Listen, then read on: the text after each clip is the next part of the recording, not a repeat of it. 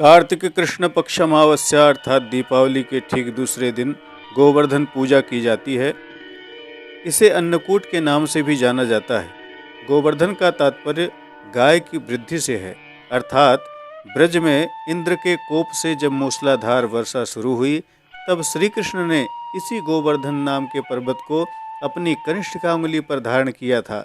इंद्र का कोप 7 दिनों तक चलता रहा। समस्त ब्रजवासी गोप गोपिकाएं, गाय गोवत्स सभी ने 7 दिन इसी गोवर्धन पर्वत के नीचे सुखपूर्वक बिताया था। जिस पर्वत पर गायें चरती थीं, उनका चरागाह था। वहाँ उगी वनस्पतियों से उनका भरण पोषण होता था, इसीलिए उस पर्वत का गोवर्धन नाम पड़ा था। आज की इस वीडियो में गोवर्धन पूजा विधि, सामग्री एवं कथा के साथ मैं काशी से सतीश चंद्र पांडे, आचार्य कश्यप उपस्थित हूँ। आपका हमारे यूट्यूब चैनल पर हार्दिक स्वागत है। यदि आपने अभी तक चैनल सब्सक्राइब नहीं किया है तो बिना देर किए चैनल को सब्सक्राइब कर लें, सोचे विचारे नहीं, क्योंकि हम इसी तरह धार्मिक अनुष्ठान, व्रत, जप, नियम, कथा, कुंडली की शास्त्रीय एवं प्रामाणिक वीडियो लाते रहते हैं। सब्सक्रिप्शन के साथ साथ बेल का आइकन दबाना आप मत भूलिएगा, जिससे वीडियो का नोटिफिकेशन आपको सबसे पहले प्राप्त हो। आइए गोवर्धन की अद्भुत कथा के साथ पूजन के विधान का शुभारंभ करते हैं। दीपावली के द्वितीय दिवस प्रतिपदा को प्रातःकाल उठकर शरीर पर तेल का मालिश करें और तदुपरांत स्नान करें। आइए गोवर्धन पूजा सामग्री नोट कर लेते हैं।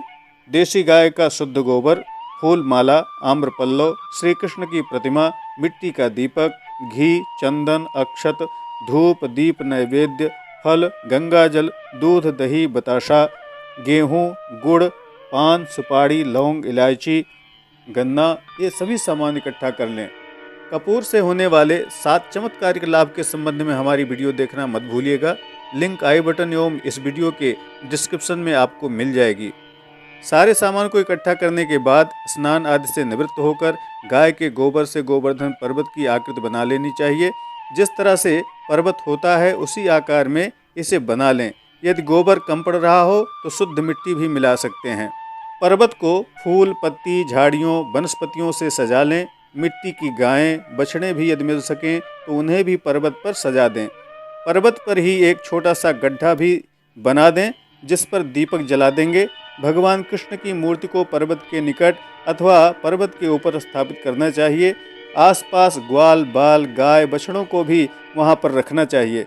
समस्त जीव जंतु भी उनके आसपास हों। गोवर्धन पर्वत का स्नान दूध दही से करवाकर चंदन, अक्षत, पुष्प, धूप, दीप, भोग, नैवेद्य से पूजा कर लेनी चाहिए। ओम गोवर्धनाय नमः मंत्र का उच्चारण भी आप कर सकते हैं। गोवर्धन की पूजा के उपरांत भगवान कृष्ण की भी इसी तरह पूजा करनी चाहिए। आज के दिन यदि प्रत्यक्ष गाय मिले तो उसका भी पूजन अवश्य करना चाहिए। गाय का हमारे सनातन धर्म में अत्यंत महत्वपूर्ण स्थान है। यह हमारी माता है। प्रतिदिन गाय की पूजा करने वाले को सीधे गोलोक में स्थान मिलता है। यदि गाय उपलब्ध हो तो उसकी सींग में घी लगा दें, माला फूल से श्रृंगार कर दें, मस्तक पर तिलक लगाएं, पैरों को धो दें, गेहूं गुड़ गाय को खिला दें। गाय की पूजा से भगवती लक्ष्मी अत्यंत प्रसन्न होती हैं। आपको ज्ञात होगा कि गाय के गोबर में ही लक्ष्मी का वास होता है। भगवती लक्ष्मी की असीम कृपा पाने के लिए हमने एक वीडियो बनाया है। आपको उसकी लिंक आई बटन और इसके डिस्क्रिप्शन में मिल जाएगी, उसे देखना आप मत भूलिएगा। गोवर्धन पर गन्ना, फल, फूल, मिठाई, पान, सुपारी, लौंग, इलायची अर्पण कर दें। गोवर्धन की पूजा के पश्चात उसकी 7 परिक्रमा करनी चाहिए। परिक्रमा के समय हाथ में जल, अन्न, जौ इत्यादि रखना चाहिए। परिक्रमा करते समय जल की धार एवं धान्य को गिराते हुए चलना चाहिए। आज के ही दिन नाना प्रकार के मिष्ठान और व्यंजन बनाए जाते हैं। 56 प्रकार के अन्न बनते हैं, भोजन बनते हैं, मिष्ठान बनाए जाते हैं। हर मंदिरों में, घरों में आज के दिन अन्नकूट के साथ साथ भगवती अन्नपूर्णा की भी पूजा का विधान है। आइए अब पूजन के पश्चात गोवर्धन की कथा सुनते हैं। गोवर्धन के संबंध में कथा यह है कि देवराज इंद्र को अभिमान हो गया था। इंद्र का अभिमान चूर करने हेतु भगवान श्री कृष्ण, जो स्वयं लीलाधारी श्री हरिविष्णु के अवतार हैं, ने एक लीला रची। प्रभु की इस लीला में यूं हुआ कि एक दिन उन्होंने देखा कि सभी ब्रजवासी उत्तम पकवान बना रहे हैं और किसी पूजा की तैयारी में जुटे हैं। श्री कृष्ण ने बड़े भोलेपन से मैया जसोदा से प्रश्न किया, मैया, आप लोग किसकी पूजा करने की तैयारी कर रहे हैं? कृष्ण की बातें सुनकर मैया बोली, लल्ला, हम देवराज इंद्र की पूजा के लिए अन्नकूट की तैयारी कर रहे हैं। मैया के ऐसा कहने पर श्री कृष्ण बोले, हे माँ, हम इंद्र की पूजा क्यों करते हैं? मैया ने कहा, वह वर्षा करते हैं जिससे अन्न की पैदावार होती है, उनसे हमारी गायों को चारा मिलता है। भगवान श्री कृष्ण बोले, हमें तो गोवर्धन पर्वत की पूजा करनी चाहिए क्योंकि हमारी गायें वहीं चरती हैं। इस दृष्टि से गोवर्धन पर्वत ही पूजनीय है और इंद्र तो कभी दर्शन भी नहीं देते, वह पूजा न करने पर क्रोधित भी होते हैं। अतः ऐसे अहंकारी की पूजा नहीं करनी चाहिए। लीलाधारी की लीला और माया से सभी ने इंद्र के बदले गोवर्धन पर्वत की पूजा की। देवराज इंद्र ने इसे अपना अपमान समझा और मूसलाधार वर्षा शुरू कर दी। प्रलय के समान वर्षा देखकर सभी ब्रजवासी भगवान कृष्ण को कोसने लगे कि कृष्ण ने ही ऐसा करने को कहा था, अब यही बचाएं हम लोगों को, देखिए क्या करते हैं। तब मुरलीधर ने मुरली कमर में डाली और अपनी कनिष्ठिका उंगली पर पूरा गोवर्धन पर्वत उठा लिया और सभी ब्रजवासियों को उसमें अपने गाय और बछड़े समेत शरण लेने के लिए बुलाया। इंद्र कृष्ण की यह लीला देखकर और क्रोधित हुए, फलतः वर्षा और तेज हो गई।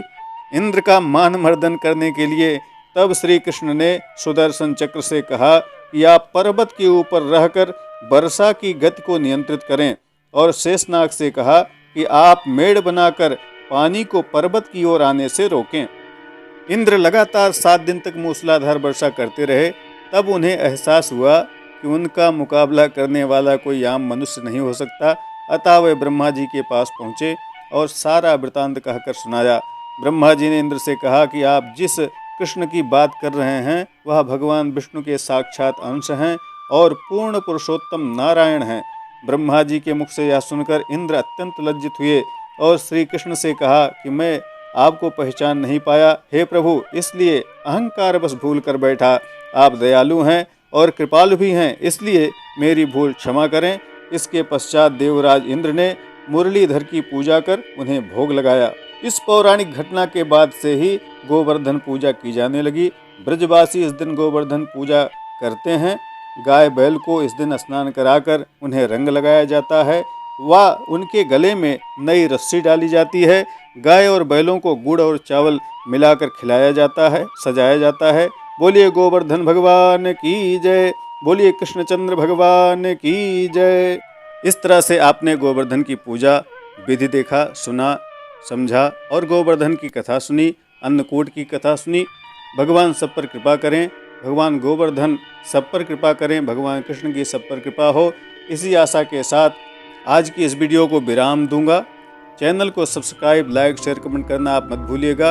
आगे अत्यंत ही उत्तम वीडियो को लेकर पुनः आपसे मुलाकात होगी। तब तक के लिए नमस्कार। जय विश्वनाथ।